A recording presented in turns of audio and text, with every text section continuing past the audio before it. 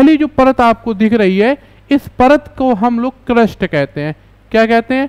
पहली परत को हम लोग क्रस्ट कहते हैं, या इसे आप हिंदी में भू पपड़ी भी कहते हैं, भू परपटी भी कहते हैं।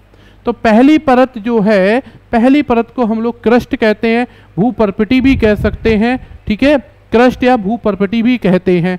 अगर हम दूसरी परत की बात करें तो दूसरी परत की अगर हम बात करें तो दूसरी परत को हम लोग मेंटल कहते हैं। क्या कहते हैं? मेंटल कहते हैं, या इसे भू आवरण या भू अनावरण कहते हैं, भू आवरण या भू अनावरण कहते हैं।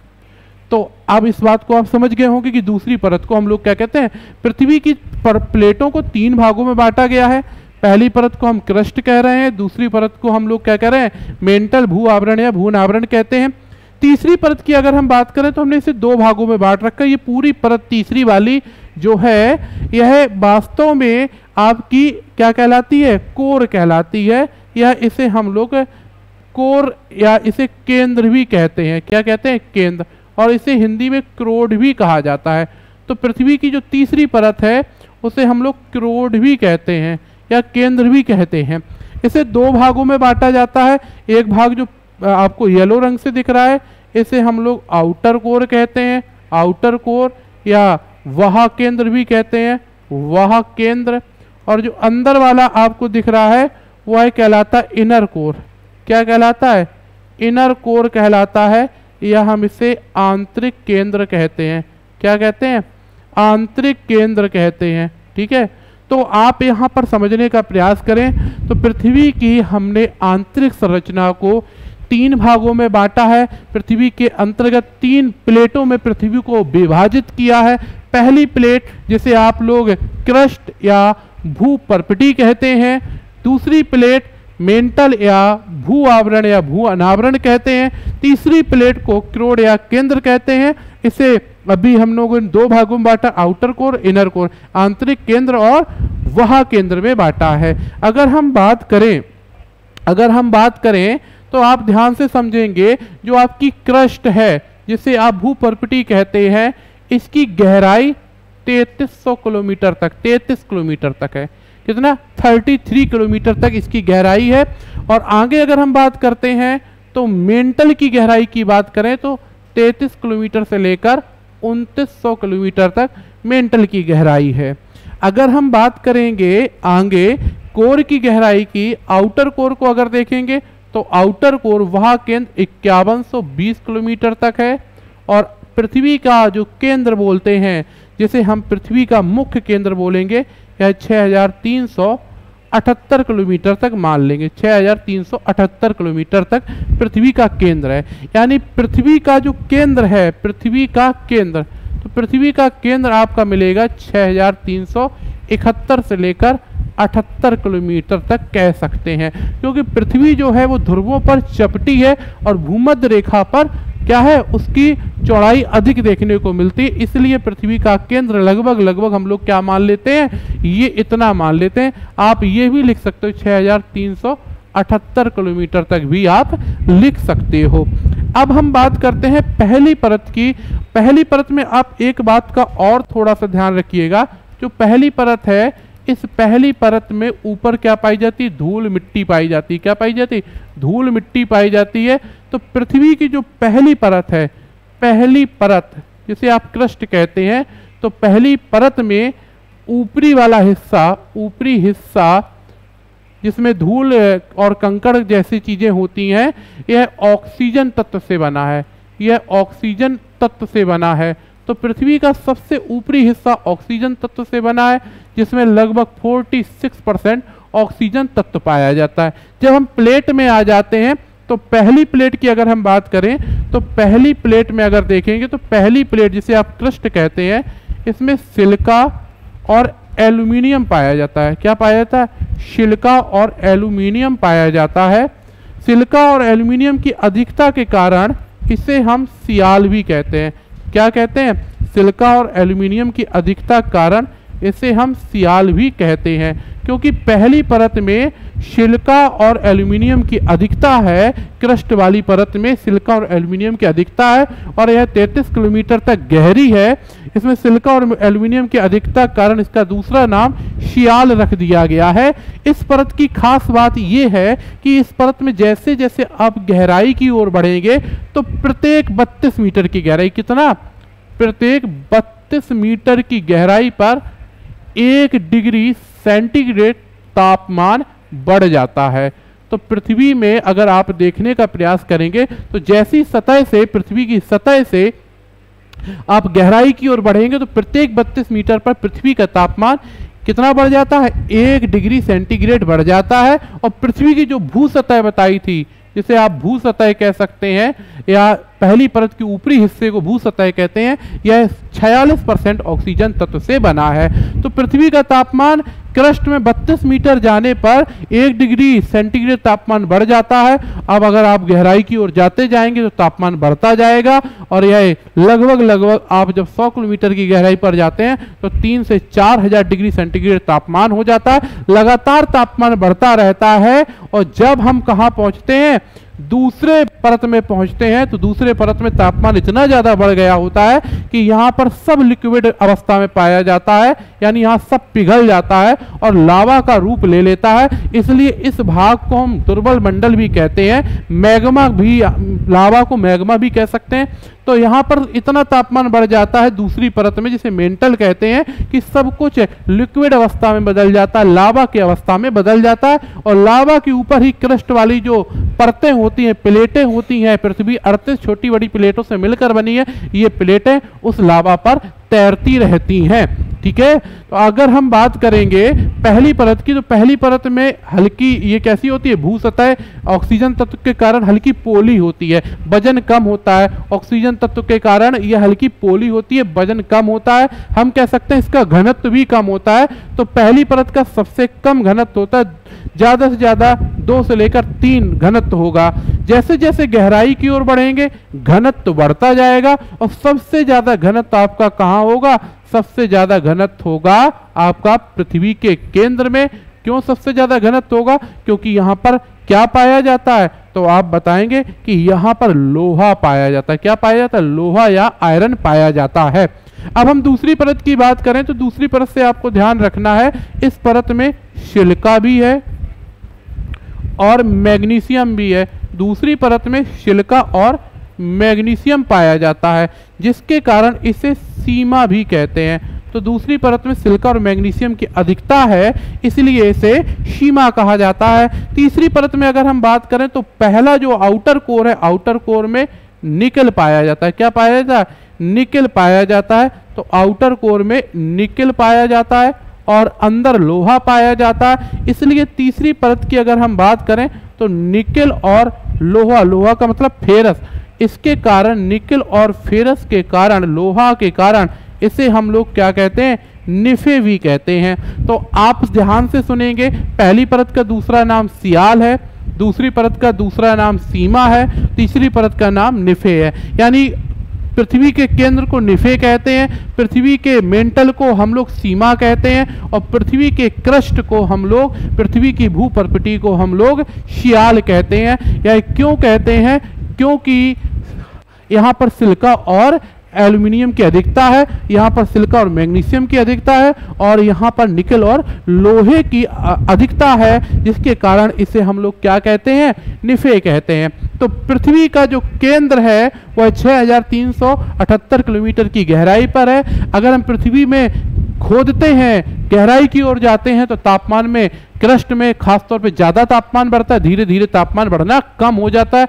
जहां रेडियो एक्टिव पदार्थ मिलने लग जाते हैं तो तापमान थोड़ा धीरे धीरे कम होने लगता है। यानी पृथ्वी का जो केंद्र है वो ठोस होता है, लोहा जहां पाया जाता है ये ठोस रहता है, यानी तापमान यहां बढ़ना कम हो जाता है। इसलिए पृथ्वी का जो केंद्र है जिसमें लोहा पाया जाता है ठोस रहता है और उस लोहे के ऊपर निकल लपटा होता है। तो लोहा और निकल जब आपस में मिल जाता है तो चुंबकीय प्रभाव बन जाता है। इसलिए पृथ्वी में चुंबकीय शक्ति पृथ्वी के केंद्र के कारण है, क्योंकि यहाँ पर लोहा है और ऊपर से निकल लपटा हुआ है। आप घर जाना, एक लोहे की छड़ ले लेना, उसमें निकल को चिपका लेना, ऊपर से तार को लपेट देना, तो वह चुंबकीय व्यवहार करने लगेगा। पृथ्वी में चुंबकीय शक्ति क्यों है? पृथ्वी के केंद्र के कारण है, क्योंकि पृथ्वी के केंद्र में लोहा और निकल पाया जाता है। सबसे मेन केंद्र जो है उसमें लोहा पाया जाता है, इसलिए पृथ्वी का जो मुख्य केंद्र है वह ठोस है और पूर्णतः ठोस होने के कारण इसका घनत्व भी ज्यादा है। तो पृथ्वी में आप गहराई की ओर जाएंगे तो घनत्व लगातार बढ़ता चला जाता है। तो घनत्व क्या होता है? पृथ्वी का लगातार बढ़ता चला जाता है पृथ्वी की गहराई की ओर जाने पर। पहले घनत्व 2 से 3, फिर 4 से 6 तक पहुंच जाता है, फिर यहाँ पे 7-8 हो जाता है और केंद्र तक पहुंचते पहुंचते लगभग 11 घनत्व हो जाता है। ठीक है, तो घनत्व लगभग गहराई की ओर जाओगे बढ़ता जाएगा। तापमान भी एक निश्चित समय तक बढ़ता जाता है, फिर स्थायी हो जाता है तापमान, इसलिए पृथ्वी का केंद्र ठोस रह जाता है। तो पृथ्वी की पहली परत का नाम क्या है? क्रस्ट, या इसे भूपर्वटी या भू सतह भी कहते हैं। पृथ्वी के भू सतह के निर्माण में सबसे अधिक ऑक्सीजन तत्व का योगदान है 46%, और पृथ्वी की पहली परत क्रस्ट में सियाल और सिलिका और एल्यूमिनियम की अधिकता है, इसलिए इसे सियाल भी कहते हैं। दूसरी परत को मेंटल या भू आवरण या भू अनावरण कहते हैं। यह 2900 किलोमीटर की गहराई तक पाया जाता है। तापमान अधिक हो जाने के कारण इसमें सारे तत्व पिघल जाते हैं, अथवा यहाँ लावा या मैग्मा पाया जाता है। इसमें सिलिका मैग्नीशियम की अधिकता है, इसलिए मेंटल का दूसरा नाम सीमा भी है। तीसरी परत को हमने यहाँ 2 भाग में बांटा है, पृथ्वी के केंद्र को 2 भाग में बांटा है, आउटर केंद्र और इनर केंद्र। अथवा आउटर कोर में निकल है, इनर कोर में लोहा है, और इसीलिए इसे निफे भी कहा जाता है। लोहे के कारण और निकल के कारण पृथ्वी में चुंबकीय शक्ति है। ठीक है, तो आपसे अगर प्रश्न पूछा जाए पृथ्वी के केंद्र को किस और नाम से जाना जाता है, तो आप बताएंगे निफे नाम से जाना जाता है। पृथ्वी में सबसे ज्यादा घनत्व कहाँ है, तो आप बताएंगे केंद्र में है। गहराई की ओर जाने पर घनत्व बढ़ता है, और गहराई की ओर जाने पर कुछ किलोमीटर तक आपका तापमान भी लगातार बढ़ता है। ठीक है, लावा कहाँ पाया जाता है, तो आप बताएंगे लावा मेंटल में पाया जाता है, और जो प्लेटें हैं इस लावे के ऊपर ही तैरती रहती हैं। लावा लगातार गैस का निर्माण करता है, और गैस लगातार उन प्लेटों पर प्रेशर बनाता है। कभी कभी प्लेटों में दरार पड़ जाती है और लावा और गैस एक साथ निकलकर बाहर आती है, जिससे आपकी ज्वालामुखी का निर्माण होता है। प्लेटों में हलचल को भूकंप कहते हैं। यहाँ तक कि अगर आपको बात समझ में आ गई है तो आप फटाफट इसका स्क्रीनशॉट ले लेंगे और इस फिगर को बना लेंगे। ठीक है, अब हम आगे आ जाते हैं पृथ्वी के बारे में थोड़ा सा और समझने के लिए। आप यहाँ पर देख रहे होंगे यह पृथ्वी का केंद्र है। ठीक है, ये पृथ्वी है पूरी, यह पृथ्वी का केंद्र है। हमने एक हिस्सा पृथ्वी का बनाया हुआ है यहाँ। ठीक है, पहली अगर हम बात करें तो जो आपको सबसे ऊपरी हिस्सा दिख रहा है इसे बोलते हैं ऊपरी क्रस्ट। क्या बोलते हैं? ऊपरी क्रस्ट कहते हैं। आप समझ गए होंगे क्रस्ट किसे जाता है। इधर नीचे ये वाला क्या कहलाएगा? निचली क्रस्ट, निचली क्रस्ट कहलाएगा। ठीक है, इसे निचली क्रस्ट कहते हैं। और इसे क्या कहेंगे? इस वाले को क्या कहेंगे? इसे कहेंगे हम लोग, क्या बोलेंगे? इसे बोलेंगे ऊपरी मेंटल। क्या बोलेंगे? इसे बोलेंगे ऊपरी मेंटल, ऊपरी मेंटल बोलेंगे। ठीक है, हाँ इधर देखिए, इधर बनाए दे रहे हैं ऊपरी मेंटल, और इसे बोलेंगे निचला मेंटल। क्या बोलेंगे? निचला मेंटल बोलेंगे, निचला मेंटल। ठीक है, और इसे क्या बोलेंगे? ऊपरी क्रस्ट, ऊपरी क्रस्ट। और इसे क्या बोलेंगे? इसे बोलेंगे निचला क्रस्ट। एक मिनट में इसको थोड़ा और बेहतर तरीके से बना लेता हूँ। एक मिनट रुक जाइए, मैं और बेहतर तरीके से आपको समझाने का प्रयास करता हूँ, और अच्छे से समझाने का आपको प्रयास करता हूँ। चलिए देखिए, यहाँ पर देखिए, तो यहाँ पर सबसे पहले आप यहाँ पर देखिए, इसे क्या बोला जा रहा है? इसे क्या बोला जा रहा है? इसे बोला जा रहा है ऊपरी क्रस्ट। इसे क्या बोला था? ऊपरी क्रस्ट, आउटर क्रस्ट। ठीक है, इसे क्या बोला जा रहा था? तो यहाँ लिख दिया निचला क्रस्ट। क्या लिखा? निचला क्रस्ट। ठीक है, इसे क्या लिखा? यहाँ लिखा है ऊपरी मेंटल, ऊपरी मेंटल, और यहाँ क्या लिखा, निचला मेंटल, निचला मेंटल।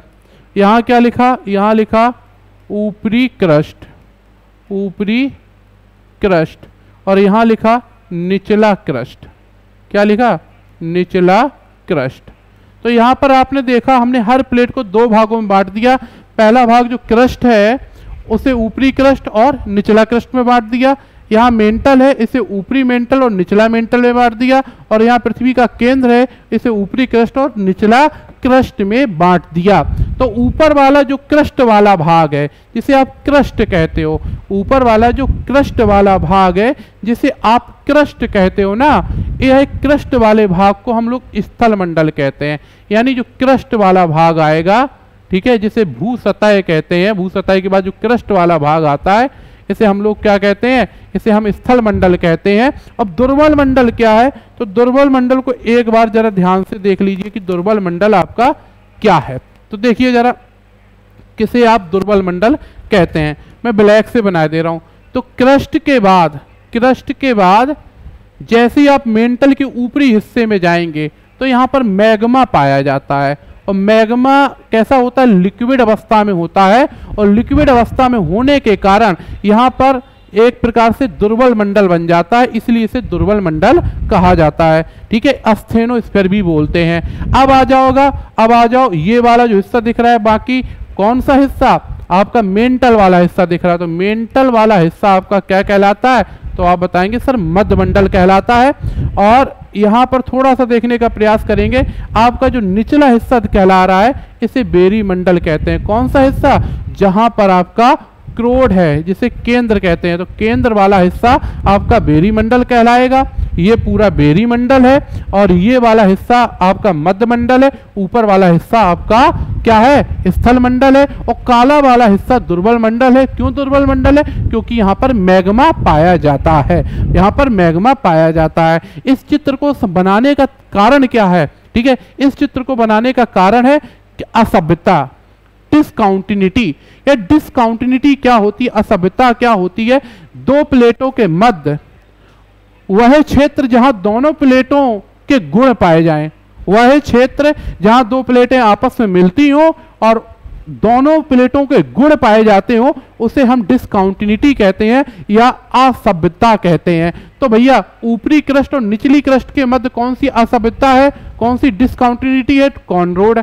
और निचली क्रस्ट और ऊपरी मेंटल के मध्य मोहो, कौन सी है, मोहो। यहां पर हम लिखे दे रहे हैं मोहो, ठीक है, मोहो डिस्काउंटिनिटी है। ठीक है, अब यहां पर देख रहे होंगे आप कि भैया ये निचला मेंटल और ये ऊपरी मेंटल, इनके मध्य रेप्टी, और निचला मेंटल और ऊपरी क्रस्ट के मध्य गुटेनबर्ग, और निचला क्रस्ट और किसके, ऊपरी क्रस्ट के मध्य लेहमैन। आपकी ये असभ्यता है। ठीक है, तो सुन लो जरा, यहां पर ऊपरी क्रस्ट और निचला क्रस्ट के मध्य कौन सा, कॉनरोड डिस्काउंटिनिटी। निचला क्रस्ट और ऊपरी मेंटल के मध्य कौन सा है, मोह असभ्यता। ऊपरी मेंटल और निचला मेंटल के मध्य क्या है, रेप्टी। निचला मेंटल और ऊपरी क्रस्ट के मध्य गुटेनबर्ग। ऊपरी क्रस्ट और निचला क्रस्ट के मध्य लेहमैन डिस्काउंटिनिटी है। तो आप यहां तक समझ गए होंगे। क्या प्रश्न बन सकता है, पृथ्वी के सबसे केंद्र वाले भाग को कौन सा मंडल कहा जाता है, तो पृथ्वी के केंद्र वाले भाग को बेरी स्फीयर या बेरी मंडल कहा जाता है। क्या बोला जाता है, बेरी स्फीयर या आंतरिक मंडल या बेरी स्फीयर कहा जाता है। और मध्य वाले भाग को मध्य मंडल या मीसोस्फीयर कहा जाता है। और यहाँ पर अस्थेनोस्फीयर, अस्थेनोस्फीयर क्या है, दुर्बल मंडल को अस्थेनोस्फीयर कहा जाता है। मेंटल के ऊपरी भाग में जहां लावा पाया जाता है वह अस्थेनोस्फीयर या दुर्बल मंडल कहलाता है। और अगर हम ऊपर देखेंगे स्थल मंडल, तो क्रस्ट वाले भाग को हम लोग स्थल मंडल के नाम से जानते हैं। तो आप यहां तक की चीजें बहुत अच्छे से समझ गए होंगे। आप इसका एक स्क्रीनशॉट आसानी से ले सकते हैं। ठीक है, और इसके बाद हम थोड़ा सा आपसे एक दो प्रश्न पूछेंगे। पहला प्रश्न आपसे पूछेंगे कि निफे किसे कहते हैं। पहला प्रश्न क्या पूछेंगे, निफे किसे कहते हैं। और दूसरा प्रश्न पूछेंगे मोहो डिस्काउंटिनिटी, कहां पर पाई जाती है, मोह असभ्यता कहां पर पाई जाती है। आपसे 2 प्रश्न पूछेंगे और तीसरा प्रश्न पूछेंगे पृथ्वी की त्रिज्या कितनी है। क्या पूछेंगे? पृथ्वी की त्रिज्या कितनी है, एक प्रश्न आपसे ये पूछेंगे। ठीक है, चौथा प्रश्न आपसे हम ये पूछेंगे कि पृथ्वी की त्रिज्या की बात कर ली हम लोगों ने, डिस्कंटिन्यूटी की बात कर ली, निफेक की बात कर ली, पृथ्वी का घनत्व कितना है, पृथ्वी का औसत घनत्व कितना है, औसत घनत्व कितना है, ये 3 प्रश्न मैं आपसे पूछने वाला हूं। तो निफे किसे कहते हैं, अभी मैंने बताया था निफे कौन सा है, निकेल और लोहा, यानी पृथ्वी के केंद्र में निकेल और लोहा पाया जाता है, इसी के कारण इसे निफे कहा जाता है। तो यहां पर निफे क्या हो गया, पृथ्वी के केंद्र को निफे कहा जाता है। मोह डिस्कंटिन्यूटी कहाँ है, तो मोह डिस्कंटिन्यूटी कहाँ देखने को मिल रही है, यानी निचला क्रस्ट और ऊपरी मेंटल के मध्य मोह डिस्कंटिन्यूटी है। तो यहां पर आप क्या उत्तर करेंगे, आप उत्तर करेंगे कि भैया निचला क्रस्ट और ऊपरी मेंटल के मध्य, ऊपरी मेंटल के मध्य क्या है, मोह डिस्कंटिन्यूटी। पृथ्वी की त्रिज्या कितनी है, 6378 किलोमीटर है, और व्यास की बात करेंगे तो यह 12800 किलोमीटर माना जाएगा। पृथ्वी का औसत घनत्व कितना है, 5.51। ठीक है, इतना पृथ्वी का औसत घनत्व माना जाता है। आपको यहाँ तक बात समझ में आ गई कि नहीं, फटाफट बताइए यहाँ तक चीजें समझ में आई कि नहीं, आप फटाफट बताइए,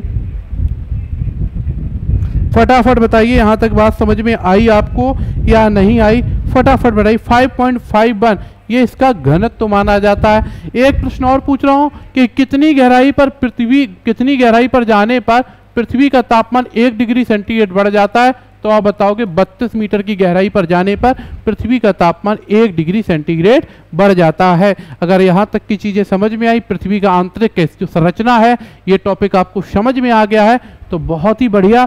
ठीक है, कोई भी अगर समस्या है तो आप कमेंट करके हमसे पूछ सकते हैं। तो आज की क्लास में बस इतना ही रहेगा, हम अगली क्लास में मिलेंगे, तब तक के लिए धन्यवाद, नमस्कार।